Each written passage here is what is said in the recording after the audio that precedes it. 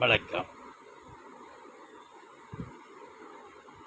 மக்களிடம் நல்லதை பேச வேண்டும், நல்ல சிந்தனையில் பேச வேண்டும். இவன் பயத்தையும் பீதியையும் முன்கூட்டியே பேசி ஒரு பயங்காட்ட நிலையை சோசின்னு சொல்லிக்கிறான், சித்தன்னு சொல்லிக்கிறான். இவன் இப்படி பீதியை கிளப்புறவன்லாம் மக்கள் நம்ப வேண்டாம். இவன் ஒரு மனநிலை பாதிப்பு உள்ளவன், வாய்க்கு வந்ததை பேசக்கூடியவன். என்ன சித்தரன்னா இவன் சித்தப்பாவா வந்து சொல்கிறதுக்கு இவனே கலண்ட கேஸு. யார் இந்த நடிகர் ஒருத்தன் என்னமோன்னு சொல்கிறாங்க, ரொம்ப மக்களை பயங்கட்டான். இது உண்மையாகவே கஷ்டமாக இருக்குது.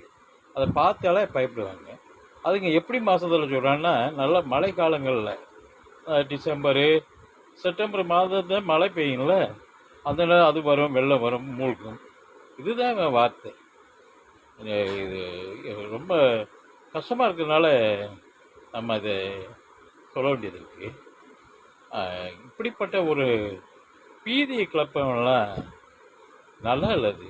மனதை எது வருதோ அதை சொல்லிக்கிட்டு குளறிக்கிட்டு இருக்கிறவன் அவன் இன்னும் பக்குவப்பட வேண்டும். இறையால் பக்குவப்பட வேண்டும். பிரபஞ்சத்தினுடைய ஆற்றலாக பக்குவப்பட்டவன் நிச்சயமாக இப்படி உலர மாட்டான். கிடைச்சா கூட சொல்ல மாட்டான். அது பாலிசாக பேசிட்டு பக்குவப்படுத்தி போயிட்டே இருப்பான்.